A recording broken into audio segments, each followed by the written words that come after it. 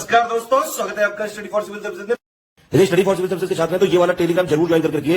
YouTube channel में हमारे साथ है तो भी ये वाला टेलीग्राम ज्वाइन करना बहुत ज्यादा जरूरी है। सारे नोटिफिकेशन, सारे अपडेट, सारे मोस्ट इंपोर्टेंट पिक्स, सारा रिवीजन सब कुछ यहाँ पे बताया जाता है। टेस्ट को ध्यान से अटेम्प्ट करिए और बताइए कितना स्कोर आपने किया है, कितने सही किए हैं टोटल क्वेश्चन में से। सभी लोग अपना अपना स्कोर जरूर कमेंट करिए। 13 जून 2021 को यूपीपीएससी का पीसीएस एग्जाम है और आरओ का जो यूपीपीएससी वाला है 1 अगस्त 2021 को एग्जाम है। दोनों के लिए फुल पेड बुक भी चालू हो चुके हैं, टेस्ट सीरीज वाला पेड बुक भी चालू हो चुका है। इन नंबर पे आप कॉल कर सकते हैं या फिर व्हाट्सएप कर सकते हैं 852090966089 पे, या फिर मुझे डायरेक्टली व्हाट्सएप कर सकते हैं 736921 पे किसी जानकारी। नमस्कार विद्वान साथियों, यूपीसीएस के जीएस सीरीज को आगे बढ़ाते हुए देखते हैं आज का पहला प्रश्न। लोग अनुसूचित क्षेत्रों में पंचायती राज के प्रावधान लागू करने के संबंध में सिफारिशें देने के लिए किस समिति का गठन किया गया था। आप लोगों के सामने 4 ऑप्शन दिया गया है। अशोक मेहता समिति, सादिक अली समिति, पीके थुंगन समिति या भूरिया समिति। तो इसका जो सही आंसर है वो ऑप्शन डी भूरिया समिति। भूरिया समिति ने जो है अनुसूचित क्षेत्रों में पंचायती राज के प्रावधान लागू के संबंध में सिफारिश दिया था। और अशोक मेहता समिति, सादिक अली समिति और पीके थुम्बन समिति जो है यह भी पंचायती राज संबंधित समितियां हैं। आ देते हैं अगला प्रश्न लोग। मिल्क ऑफ मैग्नीशिया है वो आपको बताना है। Magnesium sulphate, magnesium hydroxide, magnesium carbonate या मैग्नीशियम एल्बा। तो इसका जो सही आंसर है वह ऑप्शन बी मैग्नीशियम हाइड्रोक्साइड को जो है मिल्क ऑफ मैग्नीशिया कहा जाता है। और इसका जो रासायनिक सूत्र होता है वह MgOH का ट्वाइस होता है। और यह जो है जल में घुलकर दूध जैसा दिखाई देता है, इसलिए इसे जो है मिल्क ऑफ मैग्नीशिया कहा जाता है। आ देते हैं अगला प्रश्न लोग। निम्नलिखित में कौन सही सुमेलित है। फिटकरी पोटेशियम एल्युमिनियम सल्फेट, संगमरमर कैल्शियम ऑक्साइड, नौसादर अमोनियम क्लोराइड। इसके लिए 4 विकल्प दिया गया है। केवल 1 और 2, केवल 2 और 3, केवल 1 और 3 या उपरोक्त सभी। तो इसका जो सही आंसर है वह ऑप्शन सी। इसका जो पहला और तीसरा है वह सही सुमेलित है, दूसरा जो है सही सुमेलित नहीं है।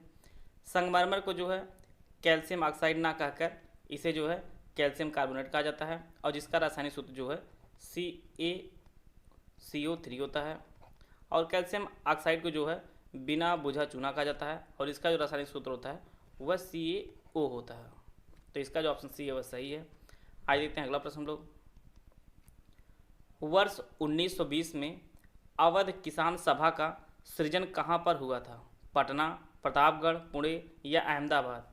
तो इसका जो सही आंसर है वह ऑप्शन बी प्रतापगढ़ में। वर्ष 1920 में अवध किसान सभा का सृजन प्रतापगढ़ में हुआ था और यह जो है रामचंद्र के प्रयास से हुआ था। बाबा रामचंद्र के प्रयास से 17 अक्टूबर 1920 को जो है अवध किसान सभा का सृजन हुआ था। आज देखते हैं अगला प्रश्न लोग।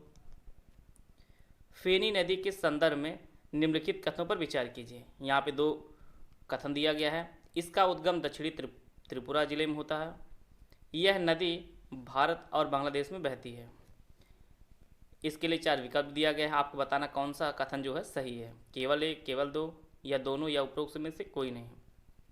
तो इसका जो सही आंसर है वह ऑप्शन सी, इसके जो दोनों कथन है वह सही है। फेनी नदी का जो उद्गम होता है वह दक्षिणी त्रिपुरा जिले में होता है और यह जो है भारत और बांग्लादेश में बहती है। और इसका जो कुल लंबाई जो भारत में है वह 535 किलोमीटर भारत में कुल लंबाई इस नदी की है। और यह जो है सबरूम से बहते हुए बांग्लादेश में जो है प्रवेश करती है। इसका जो ऑप्शन सी है वह सही है। आज देखते हैं अगला प्रश्न लोग। जीवाश्म राष्ट्रीय उद्यान कहाँ स्थित है आपको बताना है। राजस्थान, मध्य प्रदेश, महाराष्ट्र या तमिलनाडु। तो इसका जो सही आंसर है वह ऑप्शन बी मध्य प्रदेश।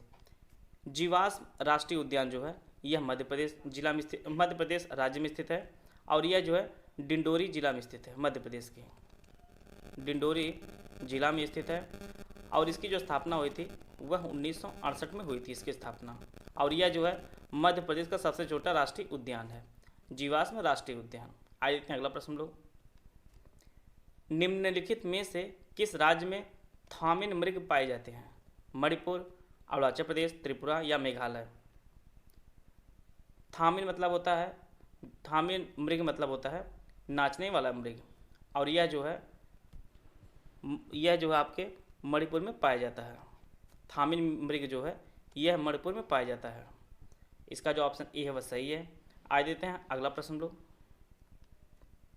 सभी मौसमी गतिविधियाँ कहाँ होती है वह आपको बताना है। क्षोभ मंडल में, समताप मंडल में, मध्य मंडल में या आयन मंडल में। तो इसका जो सही आंसर है वो ऑप्शन है क्षोभ मंडल में। सभी मौसमी गतिविधियाँ जो है यह क्षोभ मंडल में होती हैं, जैसे वर्षा, आंधी, तूफान, चक्रवात, आर्द्रता आदि जो घटनाएं होती हैं यह सभी क्षोभ मंडल के अंतर्गत होती हैं। तो इसका जो ऑप्शन ए है वह सही है। आ जाते हैं अगला प्रश्न हम लोग। एस्कर भू आकृत बनती है पवन द्वारा निक्षेपण से, धरातल के नीचे जल द्वारा, हिमनद द्वारा या पवन द्वारा अपर्दन से। तो इसका जो सही आंसर है वह ऑप्शन सी जो है हिमनद द्वारा। एस्कर भू आकृति जो है वह हिमनद द्वारा बनता है। इसका जो ऑप्शन सी है वह सही है। आज देखते हैं अगला प्रश्न हम लोग। गोंडवाना चट्टानों के संदर्भ में सही कथन है। यहाँ पे दो कथन दिया गया है। ये आग्नेय शैलें हैं, ये कोयले के लिए महत्वपूर्ण है। इसके लिए 4 विकल्प दिया गया है, केवल 1, केवल 2 या उपरोक्त दोनों सही है या इनमें से कोई नहीं सही है। तो इसका जो सही आंसर है वह ऑप्शन बी, इसका जो दूसरा विकल्प वह सही है। गोंडवाना चट्टानें जो है यह कोयले के लिए महत्वपूर्ण है और भारत का अधिकांश कोयला जो है इन्हीं में पाया जाता है और इन चट्टानों का जो निर्माण है वह कार्बोनिफेरस से जुरासिक काल के बीच हुआ है, गोंडवाना चट्टानों का निर्माण। तो इसका जो ऑप्शन बी है वह सही है। आ जाते हैं अगला प्रश्न लोग। ग्रीन बॉन्ड फंड कौन जारी करता है? बैंक ऑफ इंटरनेशनल सेटलमेंट, विश्व बैंक, न्यू डेवलपमेंट बैंक या इंटरनेशनल मॉनेटरी फंड। तो इसका जो सही आंसर है वह option A, bank of international settlement जो है ग्रीन बॉन्ड फंड जारी करता है और यह इसका जो उद्देश्य है यह एक ऐसा बॉन्ड होता है जिसे पर्यावरण के अनुकूल परियोजनाओं को जैसे स्वच्छ जल, नदी और आवास सुविधा, ऊर्जा आदि के जो है उपयोग के लिए इसका प्रयोग किया जाता है, ग्रीन बॉन्ड फंड का। और इसे जो है बैंक ऑफ इंटरनेशनल सेटलमेंट जो है जारी करता है। आ जाते हैं अगला प्रश्न लोग। उत्तर प्रदेश में सबसे पहले किस पक्षी विहार की स्थापना की गई थी? लाख बहोश पक्षी विहार, पटना पक्षी विहार, चंद्रशेखर आज़ाद पक्षी विहार या समसपुर पक्षी विहार। तो इसका जो सही आंसर है वह ऑप्शन सी, चंद्रशेखर आज़ाद पक्षी विहार की स्थापना उत्तर प्रदेश में सबसे पहले की गई थी और इसका जो कुल एरिया है वह 224.6 हेक्टेयर इसका कुल एरिया है और इसका जो नाम 2015 में जो बदला गया है, इसे जो है पहले नवाबगंज बर्ड सेंचुरी के नाम से जाना जाता था और यह जो है उन्नाव जिले में स्थित है। और उत्तर प्रदेश का सबसे बड़ा पक्षी विहार जो है वह लाख बहोश पक्षी विहार है और यह जो है कन्नौज में स्थित है। और सबसे छोटा जो पक्षी विहार है वह पटना पक्षी विहार है और वह जो है एटा में स्थित है। ये सब डेटा आप लोग नोट करते चलिएगा। आज देते हैं अगला प्रश्न लोग। उत्तर प्रदेश में प्रचलित लोक नृत्यों में कौन सुमेलित है? वह आपको बताना है। नटवरी नृत्य पूर्वांचल क्षेत्र, राई नृत्य ब्रज क्षेत्र, दीप नृत्य पूर्वांचल, बरेदी नृत्य ब्रज क्षेत्र। तो इसका जो सही आंसर है वह ऑप्शन ए, नटवरी नृत्य पूर्वांचल क्षेत्र से संबंधित है, यह सही है। और नटवरी नृत्य जो है यह यादवों में प्रचलित है और बाकी जो है राई नृत्य, दीप नृत्य और बरेदी नृत्य जो है यह जो 3 नृत्य हैं यह बुंदेलखंड क्षेत्र से संबंधित है, बुंदेलखंड क्षेत्र से संबंधित है। आ जाते हैं अगला प्रश्न लोग। निम्नलिखित में से कौन सा सही सुमेलन नहीं है? वह आपको बताना है। गदर पार्टी की स्थापना 1913, Indian home rule society 1905, madam Cama ने प्रथम तिरंगा ध्वज फहराया 1904, गदर पार्टी का मुख्यालय सैन फ्रांसिस्को। तो इसका जो सही आंसर है वह ऑप्शन सी, मैडम कामा ने प्रथम तिरंगा ध्वज फहराया। यह 1904 ना होकर यह 1907 में जो है मैडम कामा ने प्रथम तिरंगा ध्वज फहराया था और इन्होंने जो है इंटरनेशनल सोशलिस्ट कांग्रेस में जो है यह झंडा 1907 में फहराया था। तो इसका जो ऑप्शन सी है वह सही है। आ जाते हैं अगला प्रश्न लोग। निम्न में से कौन सा एक बहुकोशिकीय सूक्ष्म जीव है? जीवाणु, प्रोटोजोआ, शैवाल या कवक। तो इसका जो सही आंसर है वह ऑप्शन डी, कवक जो है यह एक बहुकोशिकीय सूक्ष्म जीव है। तो इसका जो ऑप्शन डी है वह सही है। आ जाते हैं अगला प्रश्न लोग।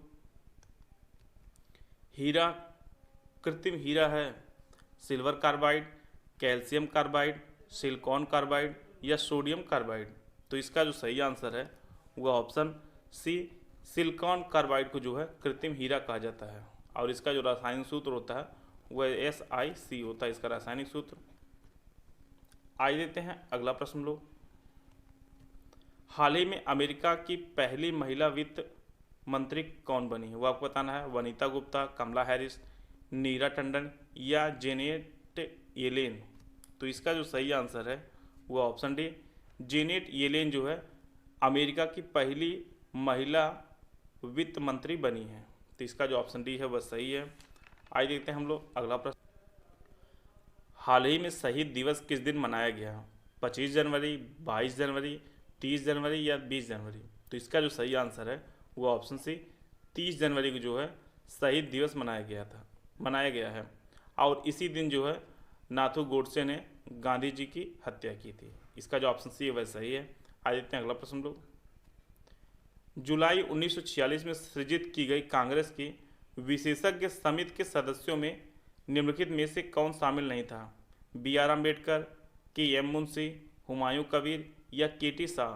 तो इसका जो सही आंसर है वह ऑप्शन ए BR अम्बेडकर जो है शामिल नहीं थे कांग्रेस की विशेषज्ञ समिति के सदस्यों में। तो इसका जो ऑप्शन ए है वह सही है। आइए देते हैं अगला प्रश्न लोग। भारत में संविधान के अंतर्गत निम्नलिखित में से कौन सा मौलिक कर्तव्य नहीं है? वो आपको बताना है। सार्वजनिक चुनाव में मतदान, वैज्ञानिक वृत्ति का विकास, सार्वजनिक संपत्ति की सुरक्षा, संविधान को मानना तथा इसके आदर्शों का सम्मान। तो इसका जो सही आंसर है वो ऑप्शन ए सार्वजनिक चुनाव में मतदान जो है यह मौलिक कर्तव्य नहीं है। बाकी जो तीनों है वैज्ञानिक वृत्ति का विकास, सार्वजनिक संपत्ति की सुरक्षा और संविधान को मानना तथा इसके आदर्शों का सम्मान करना, यह सभी जो है मौलिक कर्तव्य है। वीडियो अगर आपको अच्छा लगा तो आप लाइक कर सकते हैं, चैनल सब्सक्राइब कर लीजिए। वीडियो को पूरा देखने धन्यवाद। जय हिंद, जय भारत।